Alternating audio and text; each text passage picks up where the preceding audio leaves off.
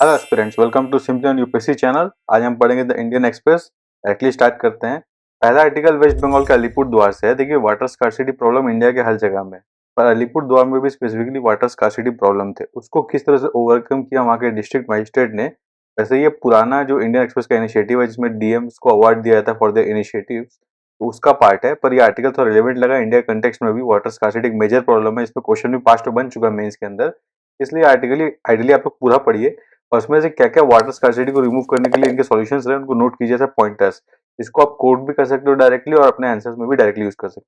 Now फिर second article ये है, जैसे वर्जिनिटी टेस्ट होता है, उसको दिल्ली हाई कोर्ट ने अनकॉन्स्टिट्यूशनल बताया और बताया ये आर्काइक प्रैक्टिस है, जिसमें बेसिकली डिफरेंशिएट किया जाता है हम लोग को जेंडर और स्टीरियोटाइप्स के बेस पे। तो वो आर्टिकल में डिटेल है, आप लोग रीड कीजिए। बहुत ही इंटरेस्टिंग आर्टिकल है।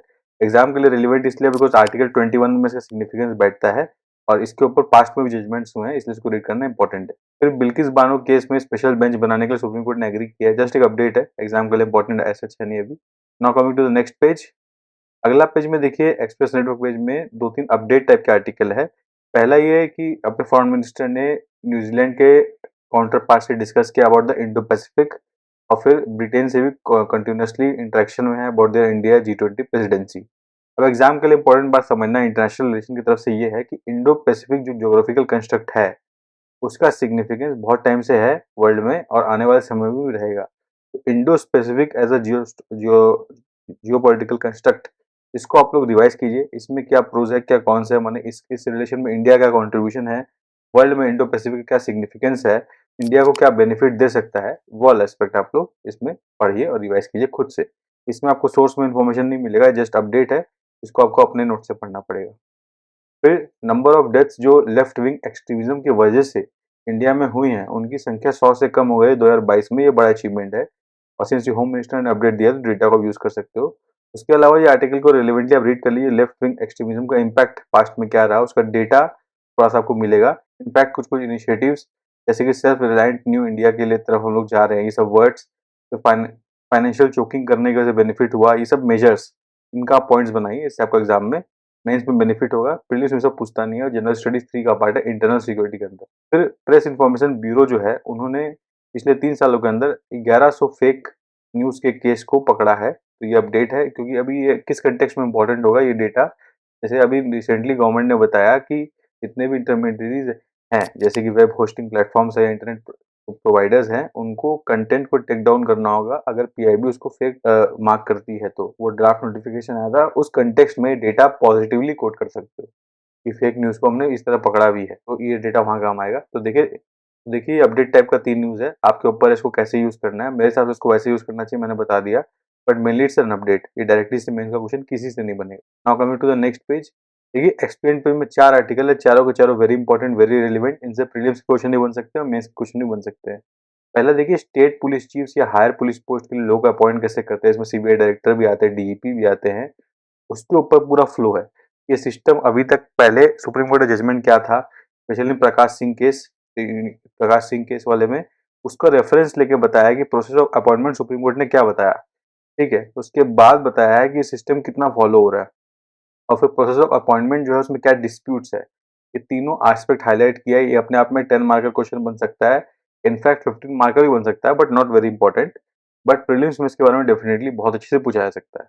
तो इस कंटेक्स्ट में इस आर्टिकल को पढ़िएगा, पहले वाला। फिर सेकंड आर्टिकल ये है पैक्स के बारे में, प्राइमरी एग्रीकल्चर क्रेडिट सोसाइटी।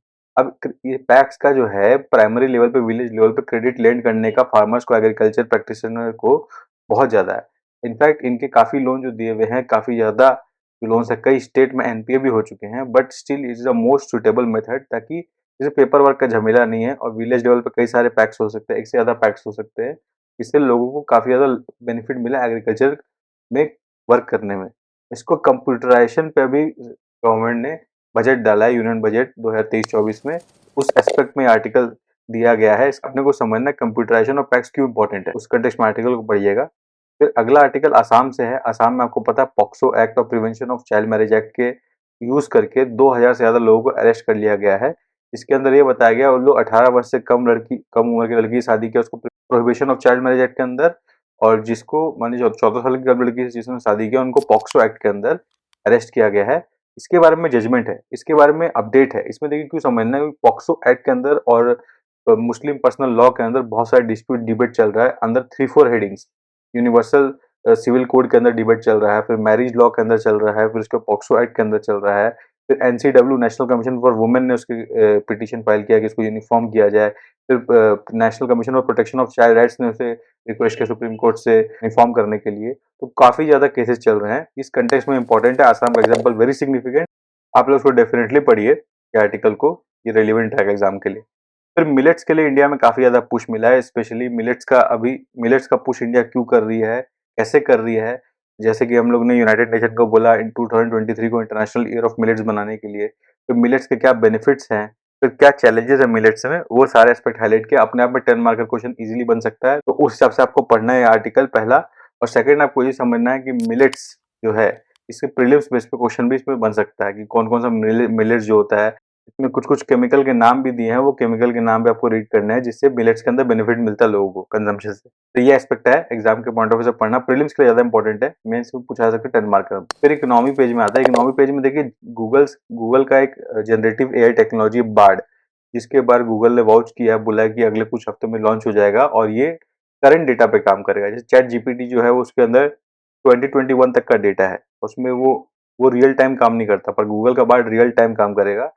उस एस्पेक्ट में हाईलाइटेड है, तो उनके भी जो डिफरेंस वो पढ़ सकते हो। पर एग्जाम में इंपॉर्टेंट ये है जनरेटिव एआई अपने आप में जो टेक्नोलॉजी है उसका क्वेश्चन बन सकता है, how it can be revolutionary, but अभी इतना सिग्निफिकेंट नहीं है, but it can still be used at a further point कि आर्टिफिशियल इंटेलिजेंस जो करंट टाइम में डेवलप कर रहा है वो कैसे ऑल सेक्टर्स को इम्पैक्ट कर रहा है, उसका एप्लीकेशन क्या है, उसके अंदर ये एग्जाम्पल डल सकता है। फिर सेकंड प्रीलिम्स में डेफिनेटली इससे क्वेश्चन बन सकता है, इसलिए उसको उस कंटेक्स्ट में पढ़ना पड़ेगा। फिर नेक्स्ट क्या है कि एनर्जी ट्रांजिशन इंडिया का जो है उसका पाथ कैसा होगा, उस पर जो इंडिया के पेट्रोलियम मिनिस्टर हैं उन्होंने बात किया, उन्होंने बताया कि कॉन्शियस एनर्जी ट्रांजिशन करना होगा, क्योंकि एनर्जी सिक्योरिटी भी हमारी कंट्री की नीड है एज ए डेवलपिंग नेशन।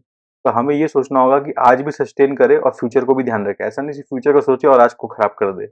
इसे ध्यान रखते हुए एनर्जी ट्रांजिशन पे हमें एक पाथ डिसाइड करना होगा जो इंडिया ने डिसाइड किया है, सस्टेनेबल और अफोर्डेबल।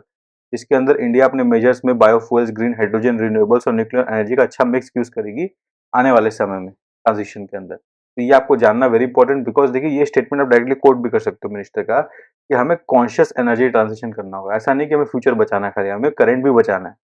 तो दिस वाज इट, यही था आज के न्यूज़पेपर में। आई होप आपको पढ़ के अच्छा लगा हो। If you like the initiative तो चैनल को लाइक करें, सब्सक्राइब करें, और हाईलाइटेड पेज पीडीएफ का एक्सेस करने के लिए simply learn official channel Telegram में उसे ज्वाइन करें। तब तक के लिए best wishes for the examination.